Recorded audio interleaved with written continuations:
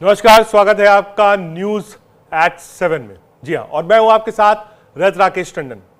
आज हम वो 5 बड़ी खबरों का विश्लेषण करेंगे जो आज की सिर्फ खबरें नहीं बल्कि सुर्खियां हैं। तो चलिए शुरू करते हैं पहली खबर से। आज पहली खबर क्या है? विभाजन विभीषिका दिवस। साल 1947 में हिंदुस्तान का बंटवारा सिर्फ जमीन का नहीं था बल्कि दिलों का भी विभाजन था। लाखों लोगों ने अपने घर, अपनों और अपनी पहचान खो दी। खून से सने रेल ट्रैक, बेजान शरीरों से भरी ट्रेनें और आंसू भरे शोकाकुल चेहरे मानव इतिहास की सबसे भयावह तस्वीरों में से एक बन गए। इस दर्द को याद करने और आने वाली पीढ़ियों को आगाह करने के लिए प्रधानमंत्री नरेंद्र मोदी ने 14 अगस्त के दिन को विभाजन विभीषिका स्मृति दिवस घोषित किया। विभाजन विभीषिका स्मृति दिवस का मकसद ये याद रखना था कि नफरत की आग सिर्फ विनाश लाती है और हमें हर कीमत पर अपनी एकता, प्रेम और मानवता की रक्षा करनी चाहिए। इस अवसर पर प्रधानमंत्री नरेंद्र मोदी ने सोशल मीडिया पर पोस्ट में लिखा, हमारे इतिहास के एक दुखद अध्याय के दौरान अनगिनत लोगों द्वारा झेले गए उथल पुथल और दर्द को याद करते हुए भारत विभाजन विभीषिका स्मृति दिवस मना रहा है। ये उनके साहस का सम्मान करने का भी दिन है। अकल्पनीय क्षति का सामना करने और फिर भी नए सिरे से शुरुआत करने की ताकत पाने की उनकी क्षमता का दिन है। उन्होंने आगे कहा, इस त्रासदी से प्रभावित हुए लोगों ने अपनी जिंदगी को फिर से शुरू किया और बड़ी उपलब्धियों हासिल भी करी।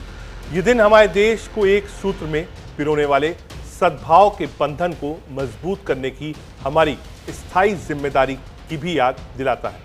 विदेश मंत्री एस जयशंकर ने कहा, विभाजन ने बहुत दर्द दिया और इसके दूरगामी मानवीय और रणनीतिक परिणाम हुए। विभाजन विभीषिका स्मृति दिवस पर हम उन लोगों के धैर्य को याद करते हैं जिन्होंने इस भयानक त्रासदी को सहा था। इस दर्दनाक अध्याय से कई सबक सीखे जा सकते हैं। कुछ आपको जानकारी देते हैं क्या कुछ है विभाजन विभीषिका दिवस। 14 अगस्त आज विभाजन विभीषिका दिवस इतिहास के उस दुखद अध्याय के दौरान विभाजन से उथल पुथल झेले हुए लोगों को याद करने का दिन है। यह दिन हमारे देश को एकता के मजबूत सूत्र में बांधने की स्थायी जिम्मेदारी की भी याद दिलाता है। अब आपको बता रहे हैं हिस्ट्री क्या है विभाजन विभीषिका की। विभाजन विभीषिका की इतिहास के बारे में वो जानकारी है जो जानकारी आपको याद दिलाती है कि भारत का विभाजन हुए तो एक लंबा अरसा गुजर गया, पर अब भी हमारे आसपास ऐसे तमाम लोग मौजूद हैं जिन्होंने उस दौर में हुए दंगों में अपनों को खोया। स्वीडन में रहने वाले पाकिस्तान मूल के राजनीतिक चिंतक डॉक्टर इश्तियाक अहमद अपनी किताब the Punjab bloodied partition and क्लींस में लिखते हैं कि मोहम्मद अली जिन्ना की बयानबाजी ने सांप्रदायिक तनाव को और बढ़ाया। मोहम्मद अली जिन्ना 7 अगस्त 1947 को दिल्ली से कराची के लिए रवाना हो रहे थे। उनके साथ उनकी बहन फातिमा जिन्ना भी थी। तब यहां पहाड़गंज, करोल बाग, किशनगंज सब्जी मंडी आदि में सांप्रदायिक दंगे भड़के हुए थे। पर मजाल है कि उन्होंने दिल्ली को हमेशा हमेशा के लिए छोड़ने से पहले एक बार भी दंगाग्रस्त क्षेत्रों में जाकर शांति बहाली की जरूरत महसूस की थी। कुछ राजनीतिक प्रतिक्रियाएं आई हैं, इसी अवसर पर सुनाते हैं।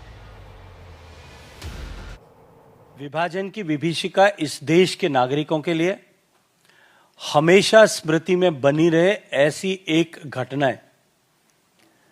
एक ऐसी घटना जो तत्कालीन कांग्रेस की सत्ता को प्राप्त करने और प्रधानमंत्री पद पर आने की आकांक्षा और महत्वाकांक्षा, इसके चलते हुए जो देश का विभाजन हुआ और जिस विभाजन के चलते हुए दुनिया का सबसे बड़ा विस्थापन, migration of the people, migration of the masses हुआ।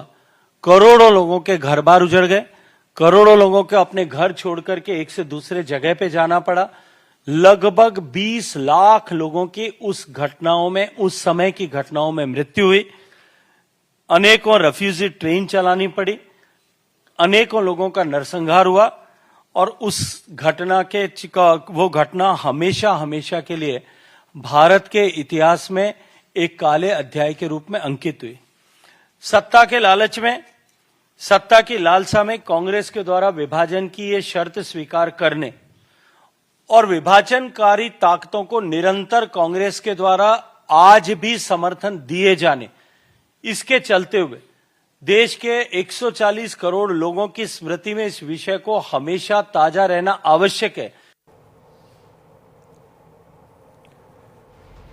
कुछ अहम जानकारी आपको दे देते हैं। विभाजन विभीषिका की कहानी क्या है? भारत का विभाजन 1947 में हुआ। लाखों लोगों को छोड़नी पड़ी अपनी जमीन, हजारों मासूम मारे गए दंगों में। अब भी जिंदा है वो जख्म और गवाह। जिन्ना की भूमिका पर सवाल है। जिन्ना की बयानबाजी से यह तनाव बढ़ा। 7 अगस्त 1947 को दिल्ली से कराची रवाना हुए।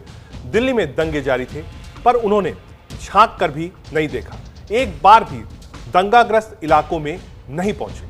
ये हिस्ट्री थी जो हम आपको बता रहे हैं। आपको सुनाते हैं क्या कुछ कहा उत्तर प्रदेश के मुख्यमंत्री योगी आदित्यनाथ।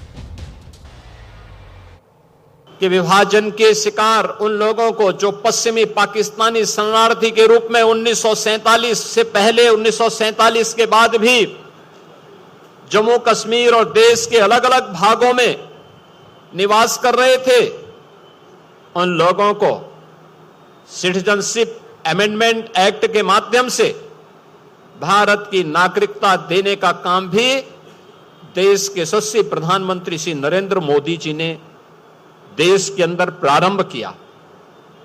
उनको अस्थायी आवास की सुविधा दी।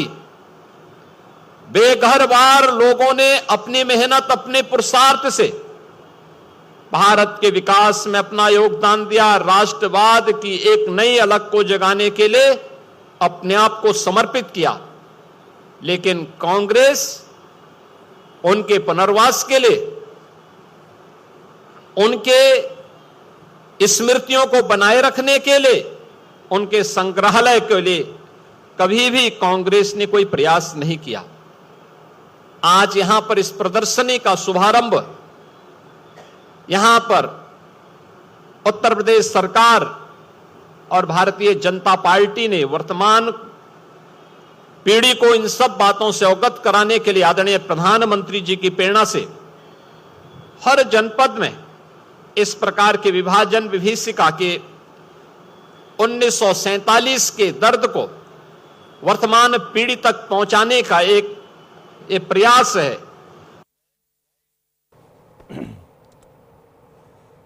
सत्ता पक्ष का यह आरोप है। मौजूदा सरकार का सीधा आरोप, कांग्रेस की वजह से हुआ बंटवारा, कांग्रेस की गलतियों से देश को भुगतनी पड़ी विभाजन की ये पीड़ा। लाखों लोग आज भी झेल रहे हैं उस दौर की टीस। क्या कुछ कहा इस पूरे मामले में उत्तराखंड के मुख्यमंत्री ने, सुनाते हैं। जहां 1 और 15 अगस्त 1947 को पूरा देश आजादी का जश्न मनाने की तैयारी कर रहा था, उससे ठीक एक दिन पहले ही देश का हृदय चीरकर उसे 2 टुकड़ों में बांट दिया गया। ये दिन हमारे इतिहास का वो काला अध्याय है जब करोड़ों लोगों को विभाजन की विभीषिका से गुजरते हुए अपने घर, अपने गांव, खेत खलिहान, दुकान, व्यापार, यहां तक कि अपनों से बिछड़कर शरणार्थी के रूप में जीने को मजबूर होना पड़ा। आज भी उन लोगों की आंखों में वो पीड़ा, वो दर्द जीवित है जिनके माँ बाप इतिहास के उस काले दौर में उन्हें छोड़कर दुनिया से चले गए। जो लोग विभाजन विभीषिका के गवाह हैं, उनके लिए वो एक ऐसी दर्द भरी याद है जो आज भी उन्हें गमगीन कर देती है। भाइयों बहनों, उस दौरान लोगों ने किस प्रकार की कठिनाइयों का सामना किया, उसे शब्दों में बताना कठिन है। जब ट्रेनें खून से लथपथ होकर आती थी, जब बहन बेटियों की इज्जत तार तार कर दी जाती थी, जब काफिले के काफिले लूट लिए जाते थे, इंसानियत शर्मसार हो जाया करती थी। और ये सब उन्हें केवल इसलिए सहना पड़ा क्योंकि कुछ लोगों की व्यक्तिगत महत्वाकांक्षाएं राष्ट्र हित से बड़ी थी। आगे बढ़ते हैं। बिहार के एसआईआर मुद्दे पर सुप्रीम आदेश